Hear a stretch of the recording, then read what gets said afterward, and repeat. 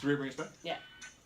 You're listening to The Morning Show with Matt Gurney and Supra Dwivedi on Talk Radio AM640. 7:44 here on The Morning Show. This weekend is the weekend in which Pride kicks off. The parade is happening, and Matt, you had noted that this is one of the first weekends that this is happening where you'll actually be in town. Yeah, no, it's rare, and I know a lot of us, a lot of people in town do go to Pride to make it one of their calendar events in the year. It's just, I always felt bad with this, because I was very much like our late mayor, Rob Ford, in that almost every weekend Pride has been on, I've been out of town. This has been going on over 10 years, and I have been to Pride events when I was much younger, but since I started working, I prioritize my long weekends, and I'm normally out of town for them.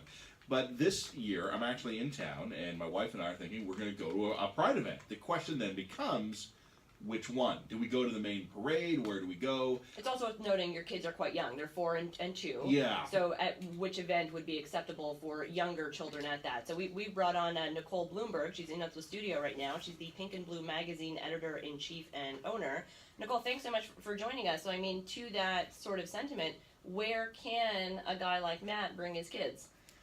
Well, Matt, I have a 6 and 3-year-old. Okay, so even older than mine. I'm a little bit older. Yeah. So I believe that it depends on your family and your family values and the age of the kids and what's appropriate. So we are big fans of Pride in my family. My husband and I used to go down every year. We used to sneak into the parade, actually.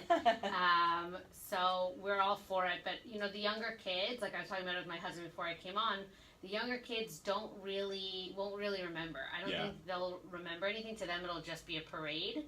I think the older kids, like my daughter's 6, that might be a little bit, more revealing for her if there's things going on. But if you go earlier in the day to the parade, I think you're exposing them to culture. Yeah. So a lot of people have different beliefs on what's appropriate. It's funny you mentioned that. I mean, cultural values and your personal values and family values, because look, my wife and I have a very good sense of humor. We're very open-minded. A little nudity doesn't scare us. That's why when we would go when we were younger, it was just a good time. But our son is 2. We're not worried about him for the exact reason you'd mentioned. There's nothing that he's going to see that he would grasp or let alone remember. My daughter, almost 5 though, quite close to your eldest age. There might be questions that would come up, not that I would mind answering, but some of these big, weighty cultural and social issues, you want to approach responsibly and maturely. You don't want to necessarily, no pun intended, to have the conversation thrust on you because of, penises. Right. Just being out there on the street. Right. So when you want to go down, it's funny, you mentioned going down early. Is it a little tamer earlier in the morning?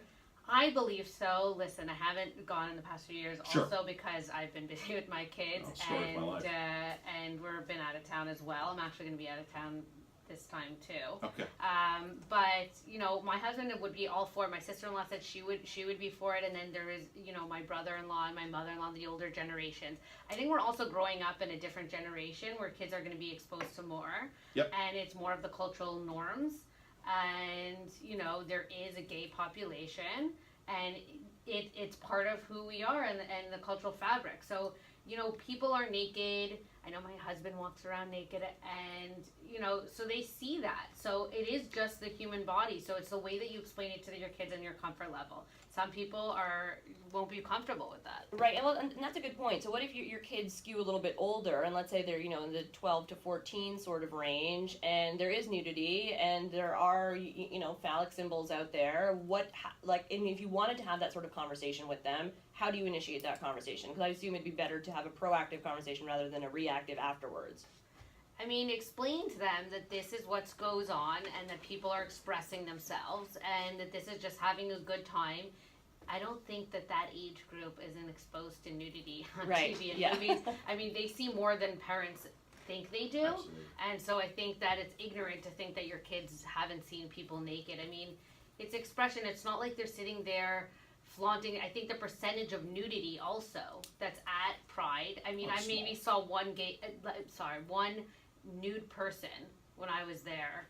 Oh, no, yeah, I mean, again, right? it's been it's years not like for it's me. everywhere where everyone's naked. No, Yeah, totally, no, and I for think me- that's a perception problem, because I think that's what people tend to perceive the parade to be. That's what the pictures are. I mean, you get the most dramatic picture for the newspaper, even if it's a flattering photo or a pro It's picture. a good news story. Yeah, But that's not really what it's like. I mean, it's people in the street. that are having a good time, that are expressing who they are. And I don't really think, yes, you're going to have some of that, but... The last time I was there, it was quite mild and tame, but the pictures make it look often more, I don't want to say exciting, but perhaps more dramatic than it really is. Speaking right now with Nicole Bloomberg, the magazine from PINK&BLUE, the editor-in-chief and the owner, one thing we're curious about here, one of the other issues is not just the family values issue, but this Pride Parade, as well as last year's, unusually politically contentious. I mean, at least based on recent history with the police issues, BLM, some of the issues. I mean, should it be a corporate event? Should it be a very actively political one? In terms of similar issues to that, what do you think about explaining to your kids, especially if there are disruptions to the parade, if there's protests that pop up, how would you tackle that with your kids? Or are they maybe not of the age yet where you think that's a concern? Yeah, I don't think they're at the age where it's a concern. Yeah. But I definitely think, again, I think that's cool for kids to see. I mean, when our parents grew up in the 60s, you had all of these protests all of the time. It was the fabric of the culture. I mean, that's part of life. I think sheltering your kids from reality is not going to help them either. So I think that you need to have a fine line. You have to have open conversations, and you can't shelter your kids too much, because I felt that I grew up sheltered. I went to a private school, and when I went to I'm from the States, and I'm from Miami, so, that was everywhere.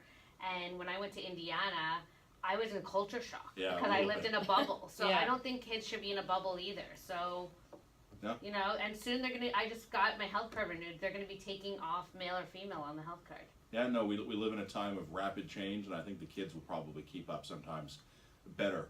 Than the parents. Well, I think that's what we don't give enough credit, right? Right. For kids, I think we tend to treat them with kid gloves sometimes when we could probably talk to them in a way that they can get the issue. Right. And I think it depends on how mature your child is. Like, my daughter's very mature, and I talk to her like an adult, and she asks very good questions. We were recently with a couple, and they were gay, and the partner looked very masculine, and she waited till we were in the elevator, and she asked, "Are you a girl or a boy?" Yeah. And they have questions that they ask. So, they're curious, and I think it's great. And you just have to know how, like you said, you have to respond to it responsibly and know how to have a mature conversation. Yeah, no, it's funny. I mean, my 4-year-old, who will be turning 5 in the fall, is asking questions that not complicated or contentious stuff, but I mean very interesting stuff, such as, hey, so you and mommy are married, and you're a boy and she's a girl. Could a girl marry a girl? And I'm like, yes. And she goes, oh, okay.